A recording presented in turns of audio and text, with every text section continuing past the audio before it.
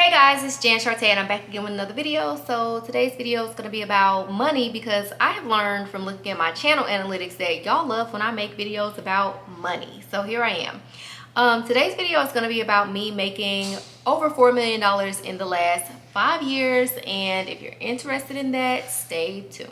Okay, so first things first, let me just clear the air because I know somebody is anxiously waiting to say it in the comments. Yes, I have multiple businesses, and no, all of this money did not come from my online boutique. Why am I telling you this?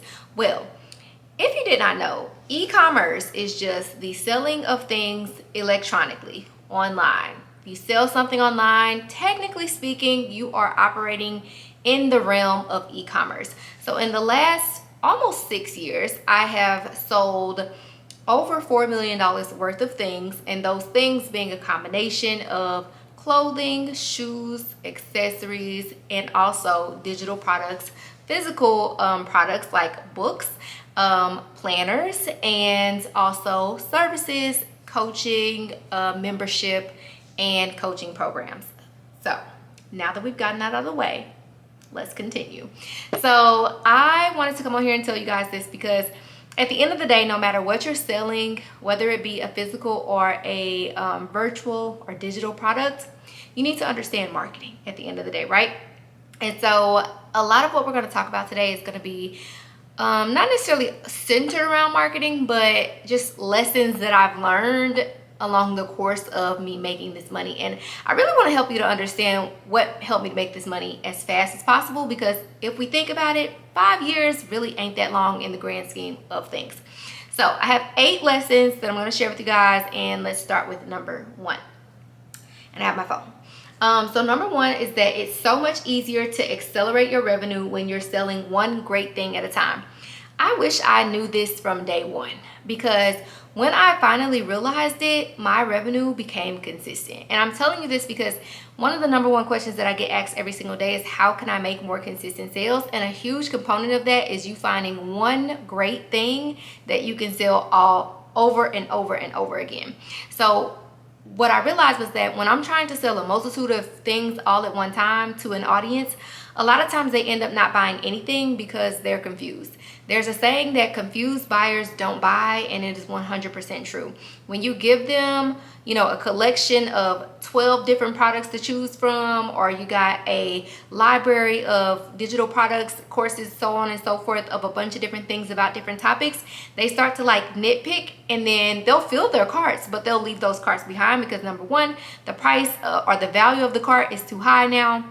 And now they got to try to figure out what to put back, and most of them will decide to put it all back rather than narrowing it down. So I learned that having one great thing that, not necessarily saying I only sold one thing, but selling one thing at a time and making it my focus and making it my priority made it easier for me to sell the other things on the back end. So I prioritize selling one great thing at a time, and then through iteemails and automated follow-ups and things like that, I would promote all of the other things. Sidebar, if you've been following my boutique, you know that sweatpants became my best seller.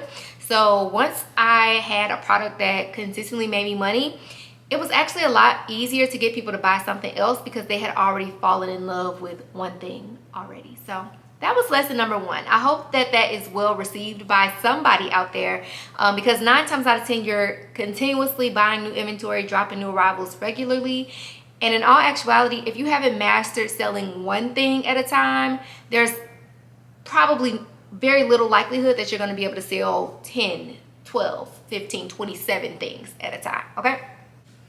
Okay, so the second lesson is automation is a necessity if you want to make consistent sales and sales in your sleep. So everybody always tells me, on top of them wanting to make consistent sales, that they want to make sales on autopilot, they want to make sales passively, they want to make sales basically without work.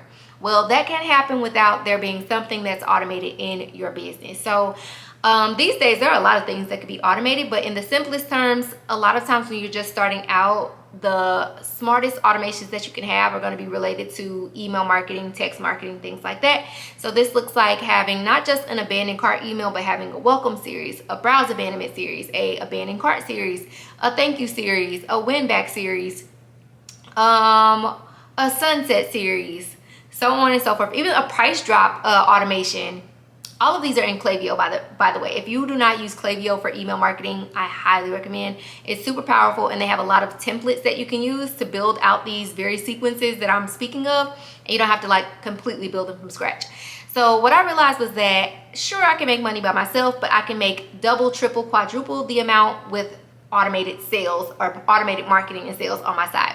So envision this. You drop some new arrivals, you get a rush of traffic to your site, you get some new subscribers because they want a 15% off. They get a coupon code via email for 15% off. None of them buy anything, right? It happens. I'm sure it's happened to you before. What do you do about it? Most people do nothing about it, but it's because they don't know that there is anything that they can do about it. In the simplest terms, you could have a longer welcome series. So that first email that they received with that coupon code, it should actually be a part of a sequence of emails that they receive over the course of a few days. And they would continue to receive follow-up emails based off of the fact that they have not purchased yet. Another thing that you can automate in your business, you have to build it out first, but once it's built, it's automated, right? So retargeting ads, they are super powerful for you putting your brand and your products back in front of people who've already interacted with it, but obviously did not make a purchase, or let's say take the action that you want them to take. So when I started not only having more powerful email automations, and also text automations, but adding in retargeting ads, that was a game changer. So I went from having, let's say like a couple $100-ish days to having $1,000 days, because I had these automated follow-ups that were occurring when someone would leave my site and not go ahead and make that purchase. So automation is super duper key, because honestly, it's like having something selling on your behalf when you're not selling. When people tell me they want to make sales all day, every day, but they're not marketing and selling themselves all day, every day, it's impossible for you to make sales all day, every day. So automation is super key. And another tidbit I'll give you is DM automation. So if you've ever commented a word on somebody's post and you got a DM with a link or with information, that is an example of DM automation. So I use that in both my product-based business and my service-based business.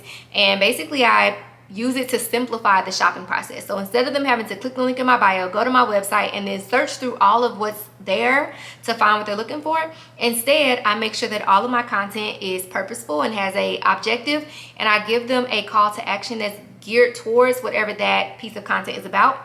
So in the DMs, they get a link that's directly for the thing that they're interested in, instead of like taking them in a different direction. So automation is key. Okay, number 3 is a big one, so come in close, come in close. This one was one that really changed my mindset about business.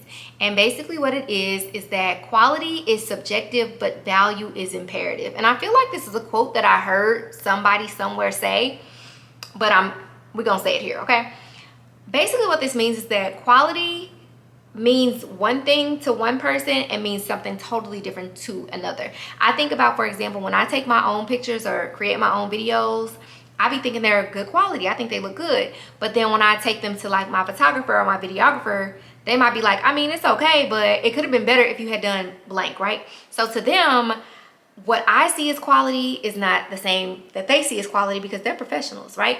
So quality is subjective to the user or viewer's perception. They have their own belief of what is quality. But value is imperative, meaning that it's necessary. The person receiving it must see it as valuable to them internally. Otherwise, it don't matter at the end of the day. So when I realized that, that really changed everything for me, because I used to think like, oh, I needed better quality pictures and better quality whatever. Like I got to do a professional photo shoot, professional video shoot, because I thought that that was what was going to matter. And not to say that it doesn't matter, but it's not what matters most, because there have been plenty of times, even on this YouTube channel, for example, some of my best performing videos on this channel were created with my iPhone, not the camera that I'm using right now.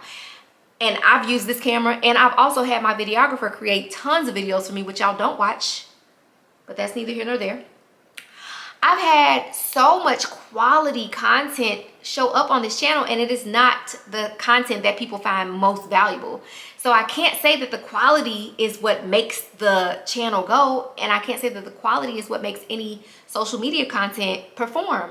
It is the value to the user. So whether it's created on a professional camera or an iPhone, at the end of the day, it is what's coming out of your mouth that matters. It is how you choose to say or show the thing that matters. So if the person receiving it on the other end doesn't see it as important to them or of value to them, it won't matter.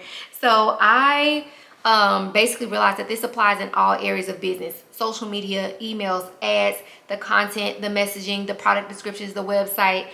Everything that someone could see, it needed to be of value to them, not just of quality to me at the end of the day. So I hope y'all received that one well. Okay, let's move on to the next one. I've learned that growing your business really is about learning how to make smart decisions, and in all actuality, a lot of the growth that you want or that you expect to see in business will come as a result of you just going back to the basics, going back to the foundation of your business. So if you're wondering what the basics and the foundation even looks like, there is a free training linked in the description that you can check out. It is all about 3 of the big steps that I had to take to get my business on the right track, and it includes 6 of the greatest lessons that I've learned in the course of me reaching 7 figures in my online boutique. So if you're interested, just click the link in the description and the training will be sent straight to your inbox. Number 4 is that repetition is key. So what I mean by that is basically doing and saying things over and over again is actually extremely helpful. Now, I will not lie to you, it's also very boring, but the more people see something over and over again and hear something over and over again, it gets pressed into their brains. Like, think about a commercial that you hear on the radio over and over again, or a billboard, or a commercial that you see on TV with a nice jingle. The more that you hear it, the more it's stuck in your head. Or think about TikTok these days. You see videos using the same trending sound or with the same like trending dance over and over again, and before you know it, like you have it memorized and you don't even realize that you have it memorized. It's because repetition is key. So how do you apply that in business? Well, that looks like talking about the same things a lot. So I used to sell a little bit of everything under the sun to everybody under the sun, and it didn't make sense at the end of the day. And again, even though it was of quality, it wasn't of value to the user. And on top of that, I didn't talk about it enough to make anybody care. So if you think about how many times you post on social media right now, how many times you send an email in a week or maybe even in a month, you likely aren't doing that thing enough. You're not putting in enough reps for it to actually be impactful at the end of the day. So I always use Fashion Nova as an example here, because they just post over and over and over again every single day. Like every hour on the hour, they post at minimum 2 hours. I mean, 2 times per hour, which is crazy. But they do it because repetition is key. The more people see things from their brand, the more it gets imprinted in their brains. So I started saying the same things over and over again. We sell the best loungewear on the internet. Our sweatpants are the coziest. Our leggings are buttery soft. And I say it over and over and over and over again. And what ended up happening was, for example, if someone is thinking to themselves, I need some new leggings. Well, because I've said over and over again, Brazen Boutique has the most buttery soft leggings on the internet. They're like, dang, I keep seeing that one boutique say that they have the most buttery soft leggings. Let me go get some leggings over there. Let me go test them out.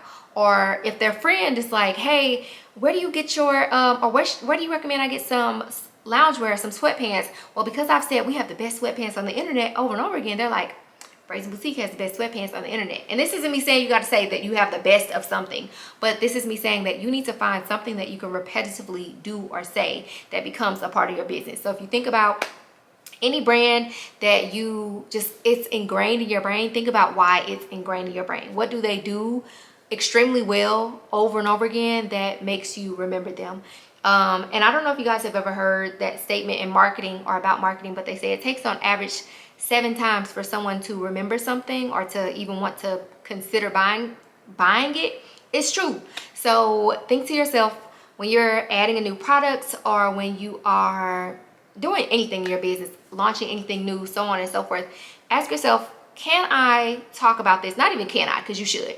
Ask yourself, how can I talk about this 7 different times and say the same thing without saying the same thing, if that makes any sense, or showing them the same thing without showing them the exact same thing.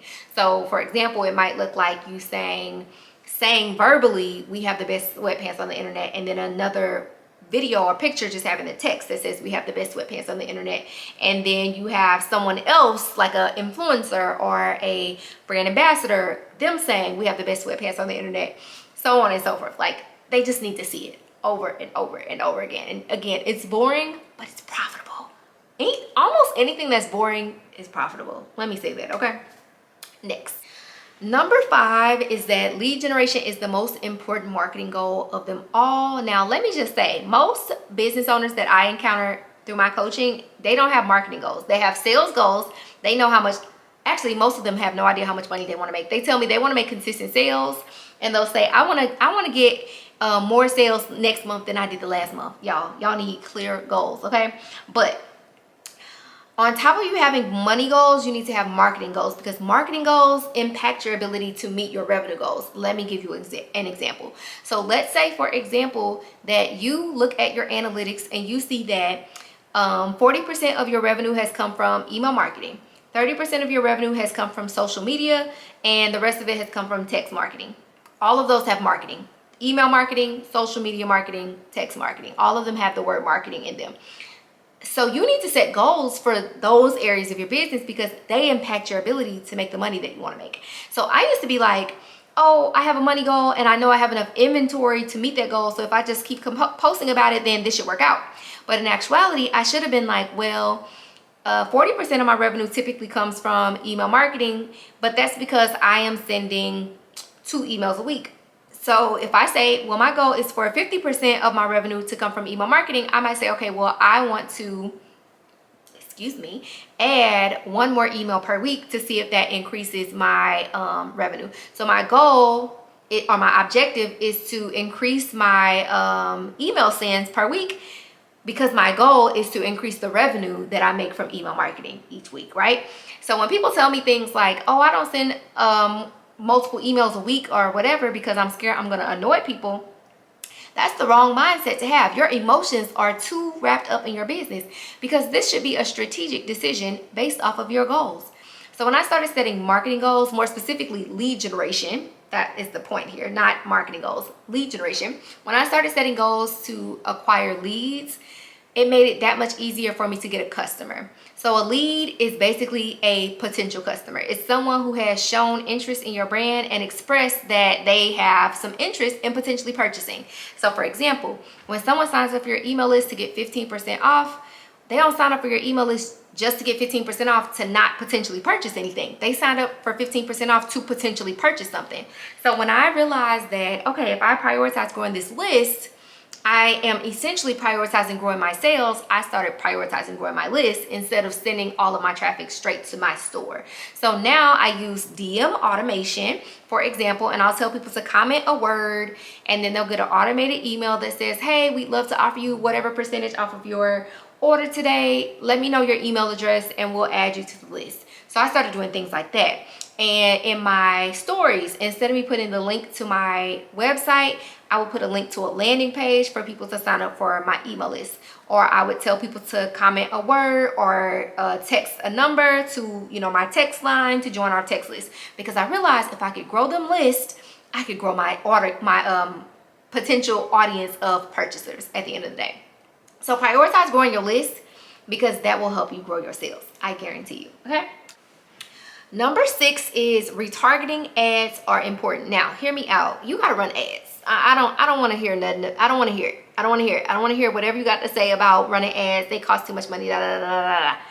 Yes, they cost money. They don't have to cost too much money, because first and foremost, you just got to set a budget. Let's start there. Number 2, you got to understand how advertising works. There's nothing about running an ad that says you're guaranteed to make money. It's not a thing. It's not a guarantee. It's just like gambling at the end of the day. When I talk to people about ads, or when I'm teaching in my ads course or in my membership, I basically explain to them that running an ad is just like putting up a digital billboard. We drive our cars up and down streets and highways all day, every day, and we see billboards that are advertising things to us, but there's nothing about us seeing that advertisement that guarantees that that business is going to make a sale. Sometimes we don't even see it. Like, we saw it, but we didn't see it, right? It's the same on social media. It's the same on the internet. We see a digital billboard by way of a paid ad, and sometimes we just scroll past it, but it gets counted as a view. We didn't actually see it though, unfortunately. So if you understand that, you kind of, I don't want to say accept, but you have a greater level of acceptance of why you potentially do not get the result that you were shooting for. But here's where retargeting ads are important, in my opinion. So if you are organically marketing to your audience and your content is organically driving traffic to your store, in my opinion, that means that the content is doing exactly what it's supposed to do. Because just like an ad, there's nothing about you posting content that guarantees you a sale. But if that content gets someone to take an action, that content is valuable. It does something specific for your business. So when I realized that I just needed to make these different parts of my business work together, that was when I started to understand the role that ads could play in my business. And instead of me relying on them to drive sales, you know, at the forefront, I relied on them more specifically to contribute to the sales on the back end. So what I mean by that is, instead of me running or spending all of my budget on ads to target strangers, I spend money to target my existing audience. So I am running ads to people who've been to my website in the last 14 days and didn't purchase anything. I'm running ads to people who've added to cart and did not purchase anything. People who initiated checkout and did not purchase anything. I'm running ads to people who looked at a specific product or a specific collection on my website, and I'm crafting messaging that is so much more targeted to them, and I'm saying things that are specific to what I know about them. So whereas my social media content may be a little bit more broad and more like it's more generalized, let's say that. The moment that you take an action on my website, it makes it that much easier for me to continue to market to you, because now I have some sense of an idea of what you're interested in. So instead of me running these generalized ads that say like, we sell the best loungewear on the internet, which isn't a bad thing by no means. Instead of me having all of my efforts being like that, now it's like, well, let's do that organically. Let people take the action that they want to take, retarget them on the back end based off of what they looked at. So if I look at my analytics and I can see 52 people added a pair of, I don't know, blue leggings to their cart, well, now I can go and retarget every person who specifically added the blue leggings to their cart. And now I can create an ad, and this could also happen in email marketing too, let me say that. But I can create an ad that says, hey, we noticed you looking at our blue leggings, but you left it behind. So if you're interested in still getting them, we saved them for you. It sounds personalized, even though all the other people who saw the blue leggings are going to see this ad too. But I get to say, we noticed that you were looking at the blue leggings, and we saved these blue leggings for you. So get 15% off for the next hour with code blah, blah, blah, blah, blah. That's going to be so much more powerful than me running an ad to a bunch of complete strangers. It's going to feel so personalized. It's going to feel so like it was for them. And they're going to be a lot more likely to make that purchase because they think this special offer and this message is specifically for them. It's kind of freaky. However, it's like, dang, yeah, I did forget about that. And what's crazy is we don't even know why they left it behind. But if we give ourselves the opportunity to put it back in front of them, we increase the likelihood of getting that sale. Period. Okay, let's move on.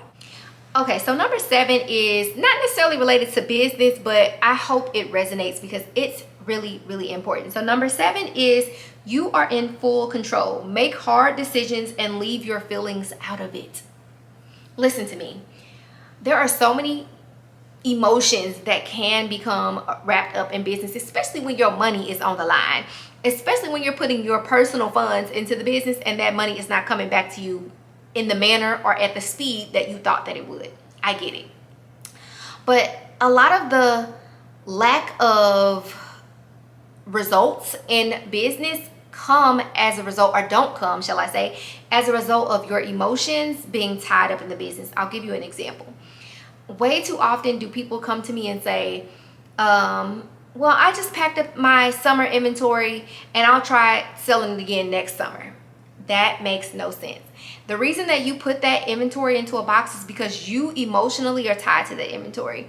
You feel like there's something that you can do differently or probably could do better next year that's going to allow you to make the money that you want to make on that inventory, instead of you being okay with making your money back on that inventory. Instead of you analytically looking at your business and saying, okay, I know that if I had sold it, I would have made $5,000. However, I spent $2,000 on it. Instead of you saying, it is better for me to make my $2,000 back than to pack up $5,000, you're emotionally packing up $5,000. That doesn't make sense. So when your emotions are leading your decision making, a lot of times you end up making the wrong decision as a business owner. You may feel like you're making the right decision for yourself internally, but you need to make the right decision for your business. And a lot of times the right decision for the business is not the decision that you internally want to make. So I think about times where I've had to mark something down, change the price of something, not buy a piece of inventory that I personally thought would sell really well, so on and so forth. Like when those are like, for example, when people say they're not going to send another email, or they're not going to post multiple times per day because they're scared that they're going to get on someone's nerves. You being scared is your eternal or internal emotion. It has nothing to do with your business. I follow this woman named Malik Teal. She's a business owner, but she has a fantastic podcast. And I went to see her. She did a live podcast a few years ago, and I'll never forget this statement that she said. It said, feelings are not facts. You need to operate in facts. You do not need to operate in feelings. Your feelings will almost always lead you astray in business. So the sooner that you can learn to read your data and use your analytics to make decisions, I guarantee you will see growth in your business.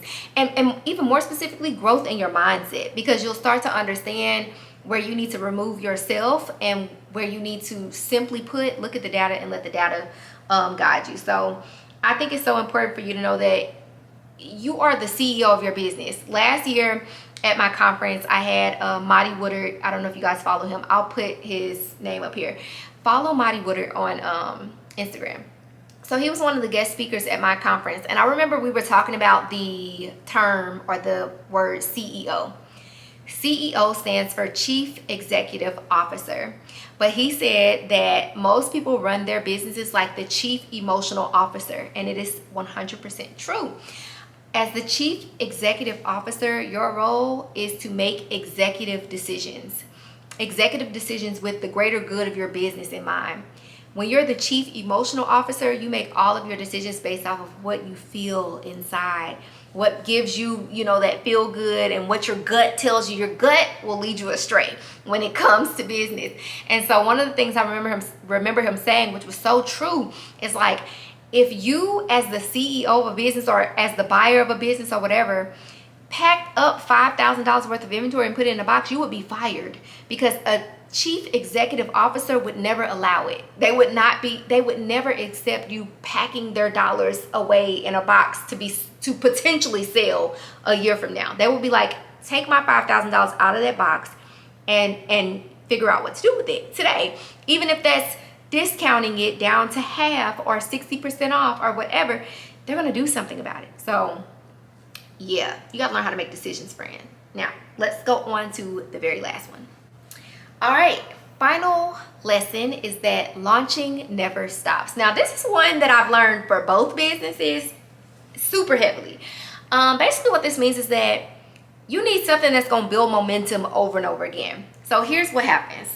Most people will say to me, when I launch something, traffic is up here, sales is up here, and then day by day by day, it drops, it drops, it drops, it drops. That's the nature of business, friend.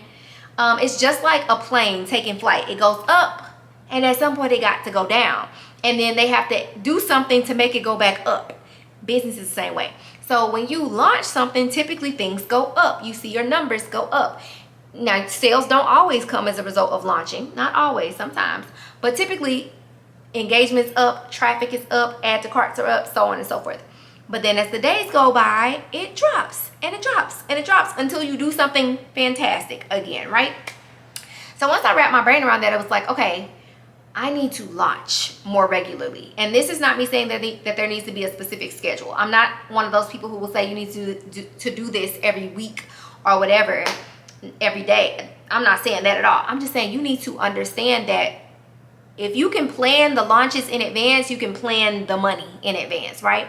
So when I started to realize like the consistent sales that I want, it doesn't look like making the same amount of money every day. Because the nature of business is that when we launch it, the revenue is big, and as the days go by, it drops. So once I understood that, it became, okay, well, our expectation is for 30% of this revenue to come on launch day or launch weekend. And that's it. And the rest of it's going to trickle in as it trickles in. Still as a result of marketing, but I'm no longer like, oh, every one of these days should be the same. It's not the case. It's not the case. So now, sometimes me launching looks like a brand new collection. And sometimes it looks like restocking something or like a collection of things. Sometimes it looks like adding a new color or new palette of colors of something we've already sold. But I'm doing it because I understand that it will build momentum. But here's another kicker. Launching isn't just the actual release of something. It's the build-up and the release, which is where a lot of people go wrong, because people will tell me, well, I launch new things every single week and it kind of goes well, but I feel like it should go better. Or I'm always left with inventory. I don't know why it's not selling faster or quicker or better, whatever. And a lot of times it's because they didn't prep for the launch. So there is what's called your pre-launch and your actual launch. Your pre-launch is going to be the period of time where you're building momentum, creating excitement, and measuring demand. This is a huge thing. So think about a time where you joined a wait list for something. Like maybe there was like an iPhone, for example, like a pre-order. You join a wait list for something. I'm on a wait list right now for fiber optic internet for AT&T for my neighborhood because it's not available.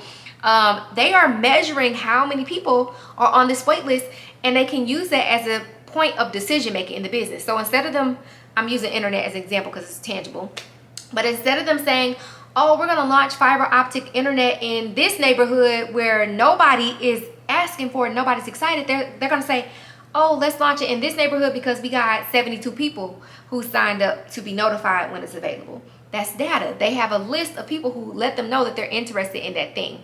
So it's so important for you to build the momentum and excitement, but also give yourself room and space to create demand and measure demand so that you can use it to your advantage. So when people tell me they sell out too fast, it's usually because they didn't measure the demand beforehand. And when they tell me that they didn't sell any or didn't sell as much as they thought, it's usually because they didn't have enough of a ramp to build up momentum and excitement around that thing. So you need to learn how to launch, but also launch more regularly in your business. Okay? Okay guys, so those are my 8 lessons that I've learned in the course of me making all this money, child. And as you can see, I didn't go too much in depth about the money because it was a lot of decision making and learning in my brain and shifting of my mindset that ultimately helped me to make that money. And if I had to tell you like the honest to God truth, this is not a case of me saying every single day is the best day of my life. There are months that are the best months of my life. I've had months where I made over $250,000. I've had months where I made $100,000, and I've had months where I made $10,000, $8,000. Still to this day, I have sometimes terrible months, but I know what it takes to build momentum. I know what it takes to drive the sales that I want and or need in the business. So these are the types of things that I teach all day, every day. But way more in depth and also more specific to business, you know, teaching things like inventory management, finances, launching, marketing, email marketing, text marketing, sales funnels, paid advertising, so on and so forth. These are all things that I teach inside of my program, e-commerce profit plan. Lord Jesus, we changed the name. I'll put the link in the description if you want to learn more about it. Sidebar, I am hosting a conference this weekend, July 19th through the 21st. If you're watching this in 2024, it is this weekend. I will put the link to that in the description as well, and I'll put a little discount code for my YouTube family down there as well if you guys want to join me. It's 3 jam-packed days of learning for e-commerce brands and product-based business owners. If you have any questions about anything at all, drop them in the comments. I'd love to chat with you guys, learn more about your business, and answer your questions. And that is all I got for you. Like, comment, and subscribe, and I'll see you guys in the next one. Bye.